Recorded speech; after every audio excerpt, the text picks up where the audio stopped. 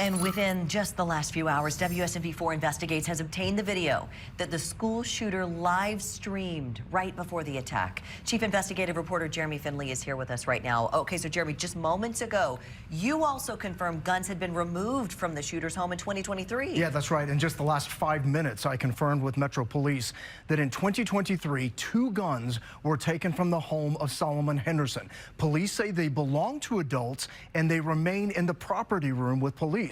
That's noteworthy because in the manifesto, Solomon writes that his home was raided and that guns were taken, but that one of the guns actually belonged to him, not his father. Now, that's the latest news there. Now, back to the video that he streamed. We are not showing it, but it clearly shows Henderson walking in the cafeteria. You can hear students laughing and talking. At one point, you can see a brief glance of his gun. Then the video goes dark. It's among the details we've confirmed tonight, including his troubled history with Metro schools.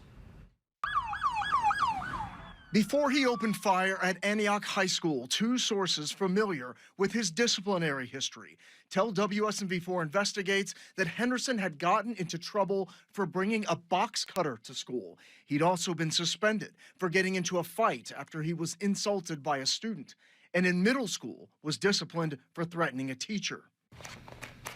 When printed out, the purported writings of Henderson is thick, filled with troubling details, including idolizing mass shooters, instructions on how to make a bomb, photos of him holding a pistol, and plans to launch a school shooting while live streaming it.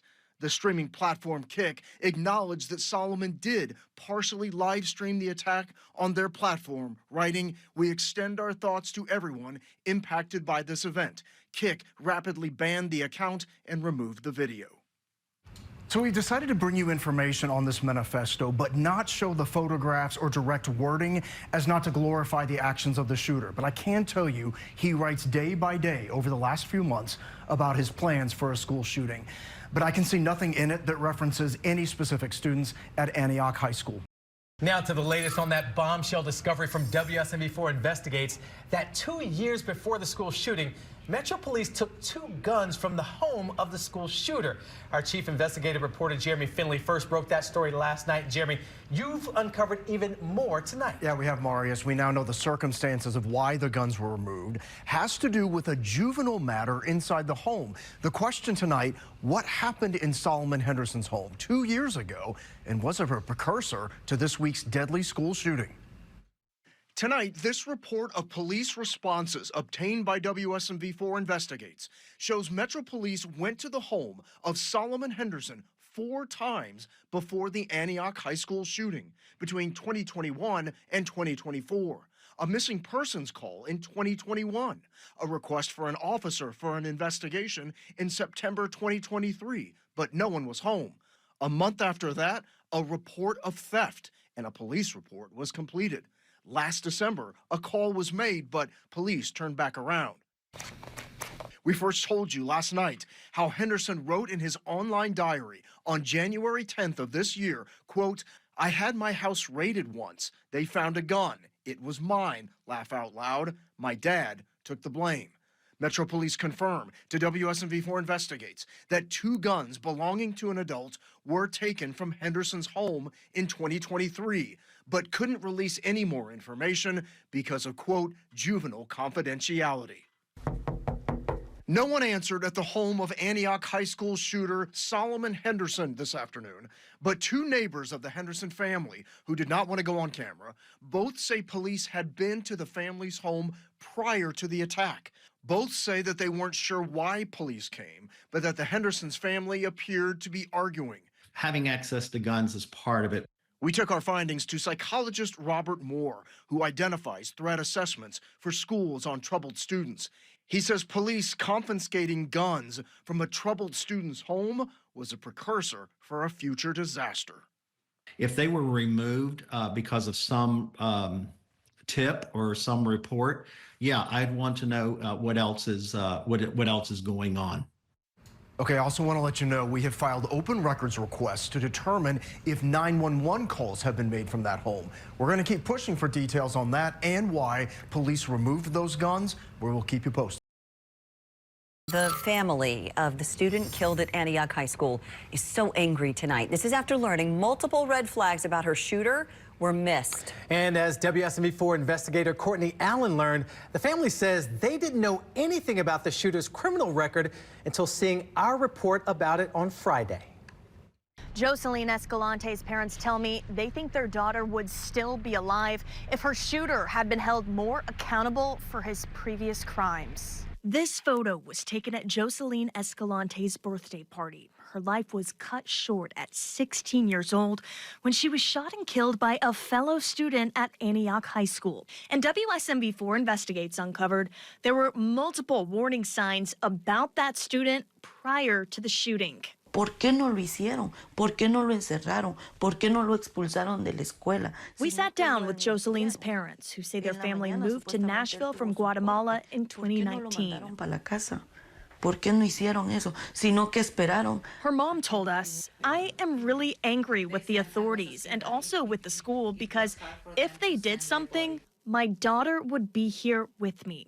Juvenile criminal records we obtained last week show less than 3 months before Jocelyn was killed, the student who shot her was arrested and charged for bringing a box cutter to their school and threatening to cut another student. A que nos vinieran a desgraciar nuestras vidas porque realmente. Her mom wants to know why they didn't kick him out then, so we asked Metro Schools the same question. A district spokesperson told us federal law prohibits them from disclosing information contained in a student's education records without written parental consent. Como usted se da cuenta, esa historia lo sacan hasta ahora. The family says they haven't heard from the district or school since the shooting, only learning of the shooter's background through our reporting. And despite his crimes, including 2 2023 felony charges for aggravated sexual exploitation of a minor, the student was never incarcerated. Juvenile court told us today their approach is guided by Tennessee law and grounded in careful balance of public safety, accountability, and individualized rehabilitation. Instead of jail time, the student received community-based services, mental health treatments, and was released to his parents, who were aware of his troubles. In fact, the morning of the school shooting, he and his mother both signed probation paperwork in which he promised not to have a gun or ammunition. Hours later, he opened fire in the cafeteria of Antioch High. Ahí la responsabilidad era. Her dad says, I think everything starts at home. At Jocelyn's home, her parents go to her room often, still full of pictures, stuffed animals, and her soccer cleats. She would have been 17 now, one step closer to going to college and achieving her dream of becoming a doctor. Courtney Allen, WSMV4. Hundreds of people gathered outside the Tennessee State Capitol building Monday, making their call for change in the wake of the Antioch High School shooting. This is supposed to be the land of the free, but the freedom to go to school without getting shot is not one that we have. Don't need to change no gun laws. Somebody died last week. At the same time, Governor Bill Lee's special session kicked off. The focus? School vouchers, Hurricane Helene relief, and immigration. But those outside the Capitol wanted to see school safety and gun laws added in. Kids are more important than guns. At the rally, the family of Jocelyn Escalante joined in solidarity. He wants to let everybody know that he doesn't want to see any more guns in schools, so this does not happen to any other student. Speakers made note of gun violence being the leading cause of death in children nationwide and in the state. Same outpouring of love that Covenant got better be exactly the same outpouring of love that Antioch. While there have been no indications that this will be a part of this special called session, activists say they won't let up until red flag laws are signed at the state level. But we do start with WSMV4 investigative reporter Stacey Cameron. He started asking questions right after the shooting about a weapons detection system installed in Metro schools last year and whether it was functioning at Antioch High School when those deadly shots were fired. Stacey joins us right now with what he's uncovered. The system is called OmniAlert. Now, last year, Metro Schools spent around $1 million to install it in schools district-wide, and it uses existing security cameras along with artificial intelligence to detect weapons like guns that get pulled in view of those cameras. Video from the company showing what it looks like when the system spots a gun on camera. Now, Metro Schools confirmed to me this morning OmniAlert was in place and working at Antioch High at the time of the shooting. But the system failed to detect the gun yesterday because, according to Metro Schools, when the shooter pulled the weapon, he wasn't standing close enough to the cameras for the system to get an accurate read on the gun and set off an alarm.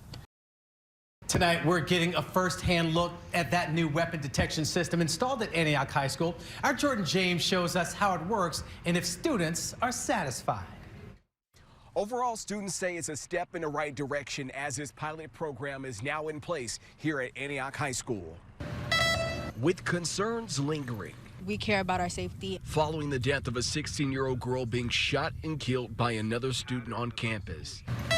A new weapon detection system has been added through a pilot program at Antioch High School. What we learn from here can help us inform plans. The district is using technology created by Evolve. It scans for weapons as students walk through. Now, Metro School tells us based on how this pilot program goes, it could expand to other schools across the district. As for Antioch High School, it will remain in place through the end of the school year. Evolve Technologies has scanners just like this in more than 800 schools across 40 states. That's according to the Federal Trade Commission. The company is now letting 8% of its clients, we're talking mostly K through 12 schools, back out of their contracts, and it's all because of a settlement between Evolve and the FTC. The FTC says Evolve misrepresented that its system, which uses artificial intelligence, can detect all weapons and do it with more accuracy and speed than a traditional metal detector. Evolve first came under fire after 2 school stabbings, one in Ohio and another in New York, where Evolve scanners were in place but failed to detect the knives used in those attacks. After Evolve was installed at Nissan Stadium, the co-founder told WSMV4 that while the scanners aren't perfect, system upgrades continue. But the technology's not perfect, is it? There is no such thing as 100%. Well, the Clarksville-Montgomery County school system is using the Evolve scanners and tells me they're happy with what they call an added layer of safety and security. So as part of a settlement with the FTC, Evolve is letting some schools out of their contracts. That means more than 200 Evolve Express scanners out of more than 5,000 that are out there could potentially be sent back.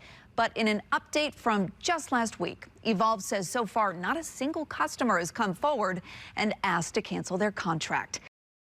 Now know when high schools across Metro will start getting those weapon detection systems. The school system says 2 schools will get the technology installed next week, and then the plan is then for 2 larger schools to get the systems each week there on out, except over spring break. The system was installed at Antioch High School following the deadly shooting in January. Metro Nashville Public Schools has confirmed that the pilot program at Antioch High School is going well, with the rates of secondary screenings dropping as students and staff better learn the Evolve system. Metro says they'll let families know before installation happens at their high school.